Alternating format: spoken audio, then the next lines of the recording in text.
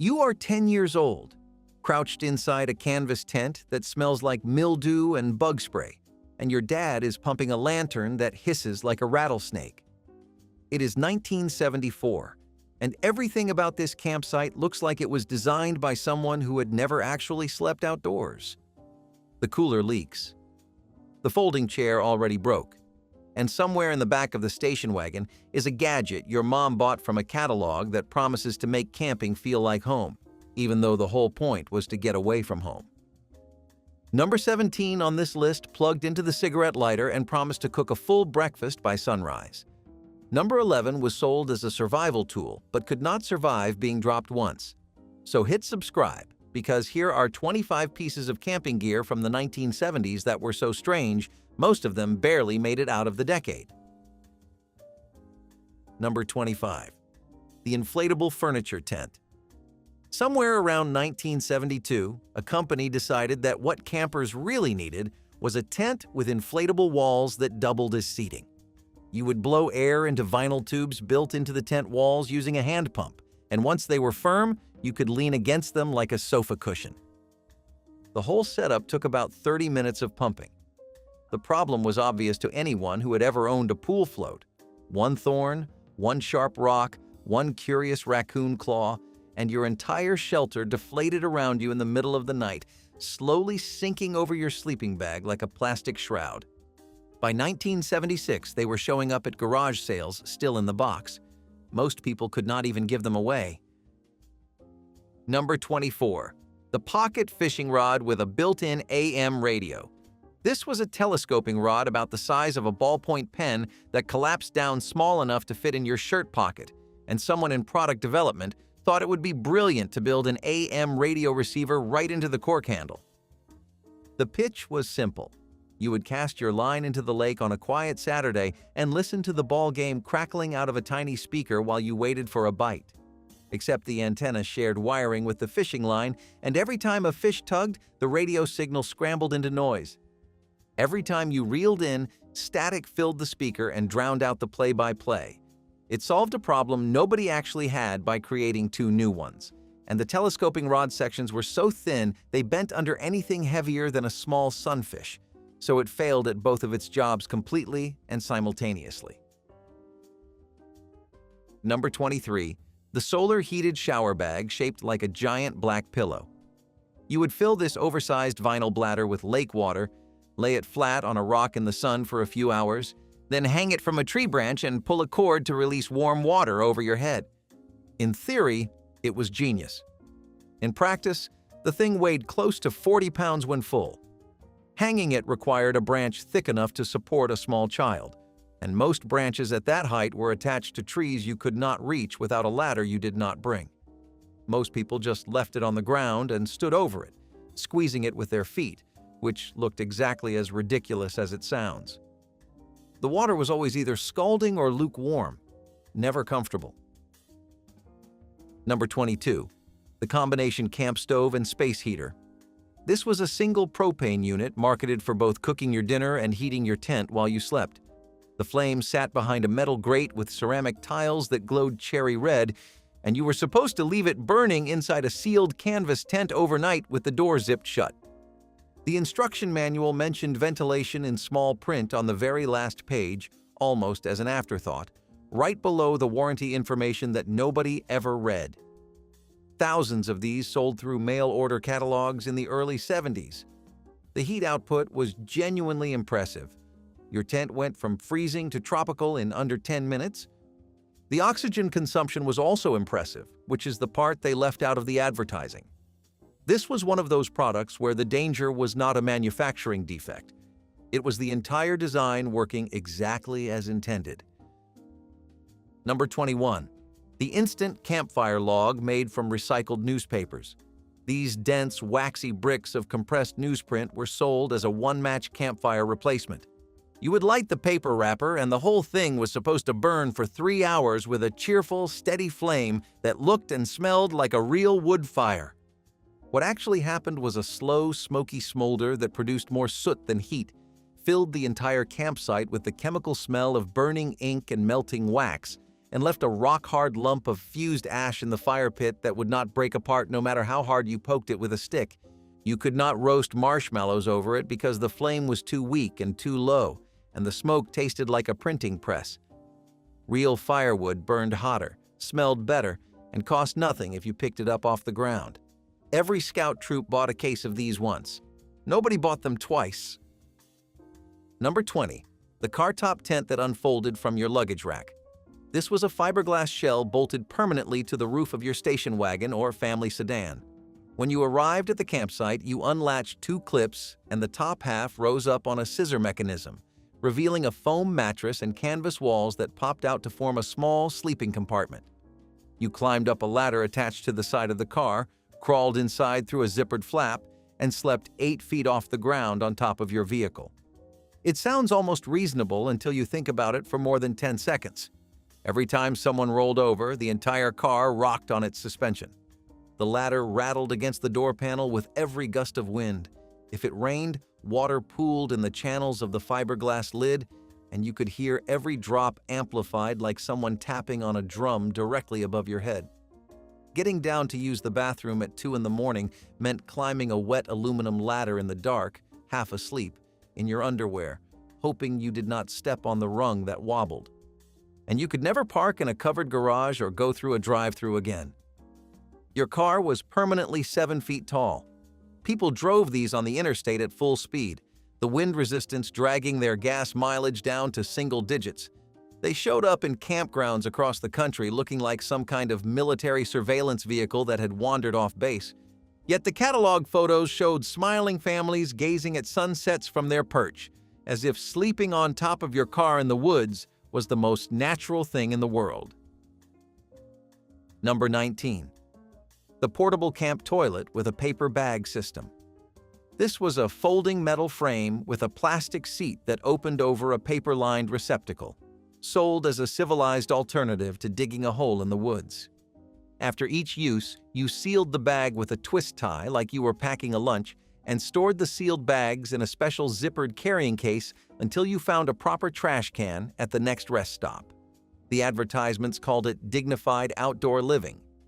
The reality was hauling a briefcase full of sealed waste bags back to civilization in the trunk of your car on a hot July afternoon, windows rolled all the way down, driving the scenic route because nobody in the vehicle could agree on a gas station clean enough to stop at with the car smelling the way it did. The carrying case was beige vinyl, as if the color choice could somehow make the contents more respectable. Number 18. The bear bell necklace. This was a leather cord with 3 small brass bells that you wore around your neck while hiking through bear country.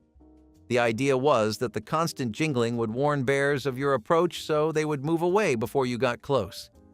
What it actually did was drive every other hiker on the trail completely insane. You sounded like a cat with a collar bell running through the forest at full speed. And the bells had to jingle constantly, which meant every step, every head turn, every reach for your canteen produced a little chime that echoed through the quiet woods. Wildlife experts later pointed out that bears largely ignored the sound, and some curious bears may have actually investigated the noise. These were still being sold well into the 80s. Number 17. The 12-volt car plug breakfast griddle. You plug this flat metal plate into your vehicle's cigarette lighter socket, and it promised to fry eggs and bacon right on your dashboard before the rest of the family woke up. The idea was that Dad would slip out of the tent at dawn, sit in the driver's seat, and cook a full breakfast on the dash while listening to the morning radio. The heating element drew so much power from the battery that it could drain a full charge in well under an hour. The cooking surface barely got warm enough to melt butter, let alone properly cook an egg. If you actually managed to produce something resembling a fried egg, it took close to 40 minutes of patient, hopeful waiting while the yolk slowly and reluctantly solidified into something edible. And your car smelled like a roadside diner for the rest of the summer, a thin grease film coating the inside of your windshield that no amount of Windex could ever fully remove. Number 16. The combination knife, fork, spoon, can opener, bottle opener, screwdriver camping utensil. Everyone had one of these. a single piece of stainless steel that folded out into 6 different tools, none of which worked properly. The knife blade was too short to cut anything thicker than a slice of cheese. The fork had 3 tines so close together that food slid right through. The can opener required the grip strength of a plumber and left jagged edges that cut your fingers. The bottle opener bent under the cap of anything even slightly tightly sealed. The screwdriver tip was too wide for any screw you would encounter in the wild. Your dad kept one in the glove box for 15 years and never successfully used it for anything except maybe prying open a paint can lid. It was the Swiss Army knife's strange cousin who never quite got his life together. Number 15. The battery-powered portable television for camping.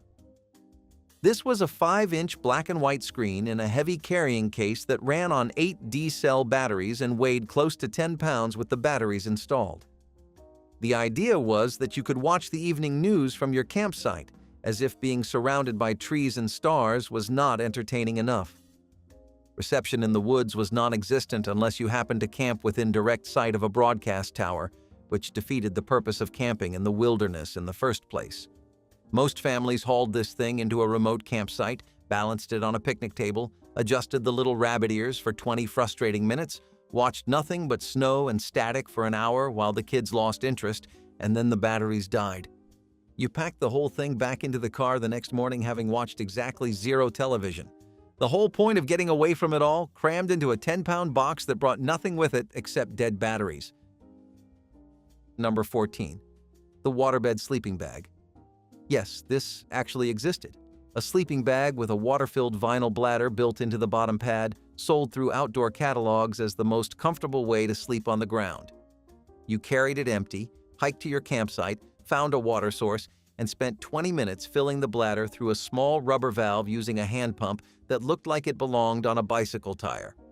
When full, the thing weighed well over 50 pounds. Moving it from the filling spot to your tent required 2 people and a lot of swearing. Rolling over in the night produced waves that sloshed from your head to your feet and back again, exactly like a waterbed, which was apparently supposed to be the selling point. In cold weather, the water inside dropped to whatever temperature the ground was, which meant you were essentially lying on a thin layer of vinyl over a reservoir of ice water. No insulation on Earth helped. In warm weather, condensation formed on the outside of the bladder and soaked through your sleeping bag liner from below, so you woke up clammy and confused. Draining it in the morning took even longer than filling it.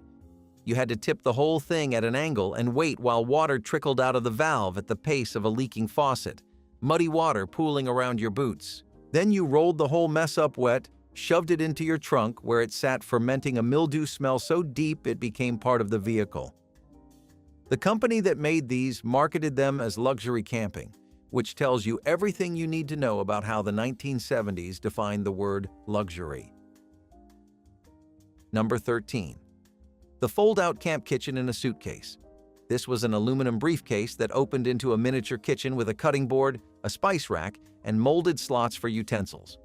It had a tiny fold-out shelf for prep work and a built-in paper towel holder that dispensed 1 sheet at a time. It weighed almost nothing, which would have been impressive except that the hinges broke after the 3rd use. The cutting board was the size of a large postcard, and each spice jar held about a teaspoon of seasoning. It looked spectacular in a catalog photo, propped open on a picnic table with golden light and arranged herbs.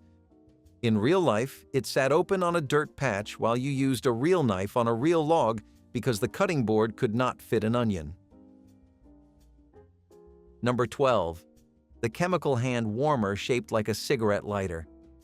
You flipped open the brushed metal cap, lit a small charcoal rod inside with a match, snapped it shut, and slipped it into your coat pocket. It generated steady warmth for up to 12 hours, which was genuinely useful on cold mornings by the lake.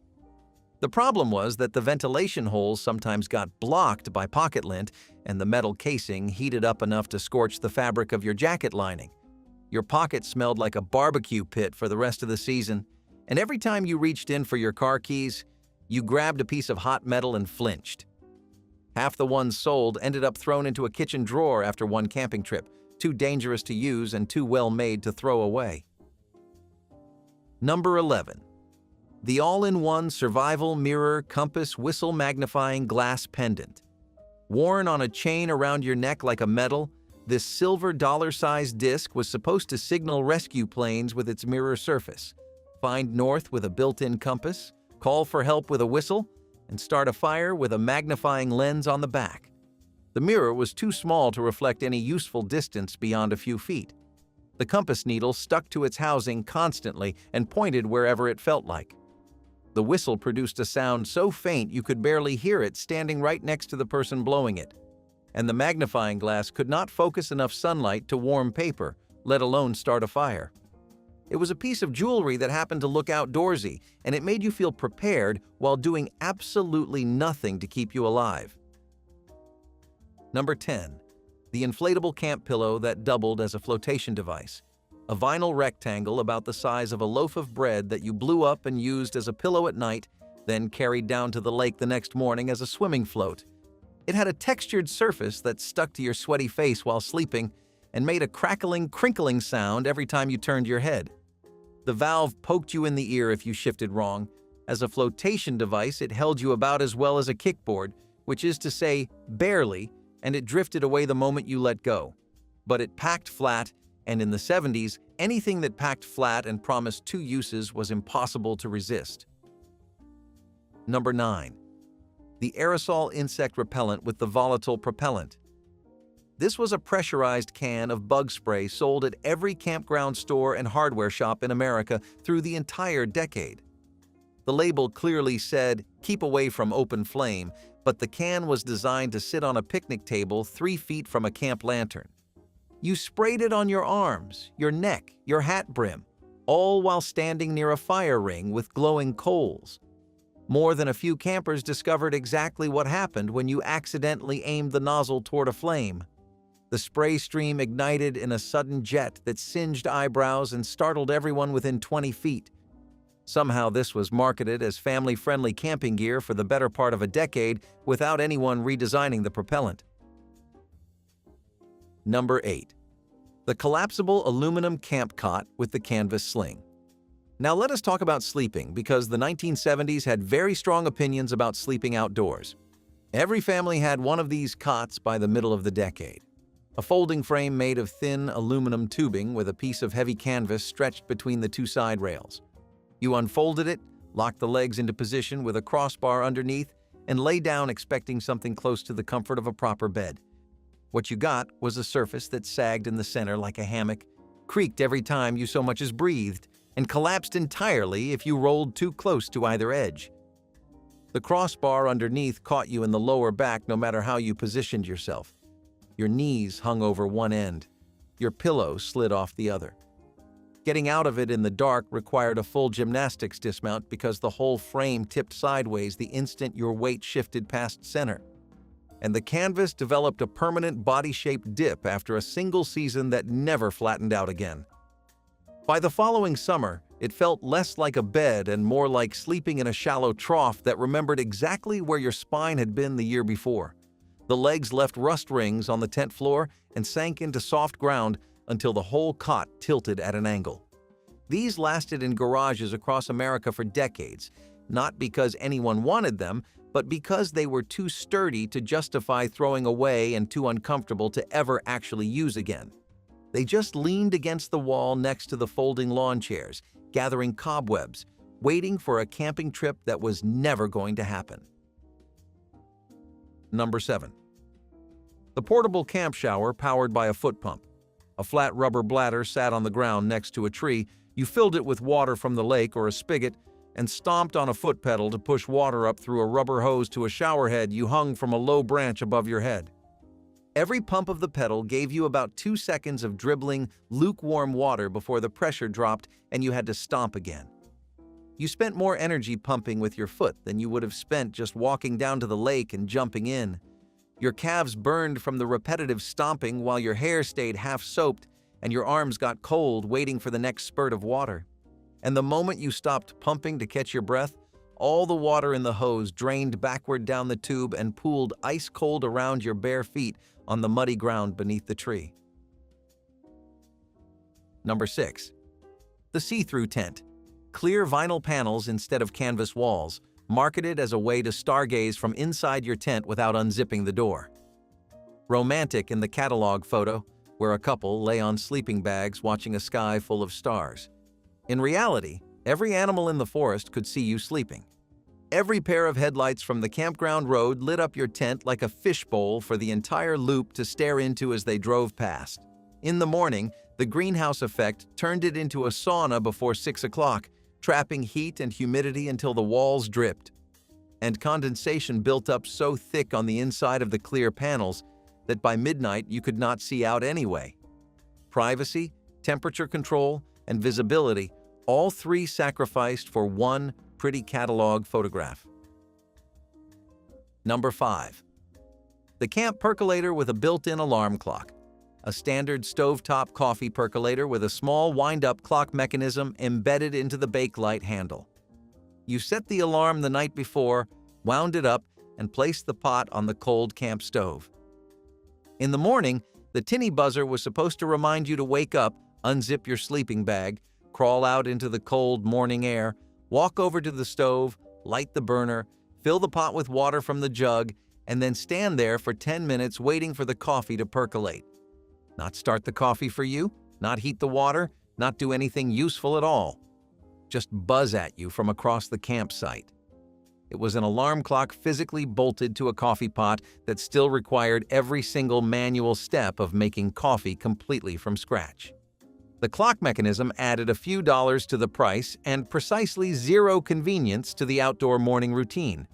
You could have just brought a regular alarm clock and a regular percolator and saved yourself the confusion of explaining the combination to everyone who asked about it. Number 4. The snake-proof gaiters made from sheet metal. Aluminum shin guards that strapped around your lower legs with leather buckles, designed to stop a rattlesnake bite from reaching your skin. They clanked and rattled when you walked, announcing your presence to every creature within earshot. They heated up in the direct sun until they burned your calves right through your pants. They weighed enough that a 2-mile hike felt like 10, your legs dragging like you were wearing ankle weights at the gym. And they only protected below the knee, which anyone who has ever encountered a snake in the wild knows is not always where they aim. But they looked like something a knight would wear into battle, and for certain dads in the 70s, looking like you were prepared for combat in the wilderness was worth any amount of discomfort. Number 3. The tent with a screened-in porch for your dog. A full-sized family tent with an attached mesh enclosure jutting out the front entrance, marketed specifically as a sheltered outdoor space for your pet while you slept inside. The mesh was thin enough that any moderately determined dog could claw through it in about 15 seconds of focused effort. The enclosure had no floor panel, so dogs simply dug under the walls and escaped within minutes. It added another 5 minutes to tent setup time and about 10 extra pounds to your pack. And most dogs just tore through the mesh, padded into the main tent anyway, and slept on top of your sleeping bag, which is exactly where they were not supposed to be and exactly where they ended up every single time. Number 2. The Wristwatch compass with a built-in thermometer and spring-loaded fish scale. A thick rubber watch band with a compass dial on one side, a round thermometer on the other, and a spring-loaded metal hook on the clasp designed for weighing your catch. The compass was thrown off by the metal in the watch movement sitting right next to it, so it pointed somewhere between north and wherever it felt like. The thermometer read your body heat instead of the air temperature because it sat pressed against your wrist all day. And the fish scale maxed out at 2 pounds, which meant anything actually worth bragging about could not be weighed on it at all. You strapped all 3 useless instruments to your arm for an entire weekend in the woods and got nothing accurate or helpful from any one of them. Number 1. The Disposable cardboard tent. Sold in flat packs at gas stations near national parks, this was a tent made entirely of wax-treated cardboard that you assembled with fold tabs and slots like a shipping box. It was aimed at spontaneous travelers who pulled off the highway and decided to camp without any gear at all. It held up fine on a dry evening, but at the first sign of morning dew, the walls softened. The fold tabs pulled free. The treated surface beaded water for about an hour before the cardboard underneath started absorbing moisture and sagging inward. By dawn, you were lying under a damp sheet of collapsing cardboard with wet hair and a stiff neck, wondering what exactly you had been thinking. It cost a few dollars, lasted one night if you were lucky, and ended up as soggy litter in campgrounds from coast to coast. The strangest part was not that someone manufactured them. It was that people actually bought them, used them once, drove back to the gas station the next morning, and bought another one. If anything on this list brought back a memory of your family hauling strange gear into the woods and hoping for the best, drop a comment and tell us which piece of equipment you actually owned, or which one your dad swore was going to change camping forever. Share this with someone who grew up dragging half a garage into the wilderness every summer. And please subscribe to the channel so we can keep uncovering the strangest forgotten corners of everyday American life.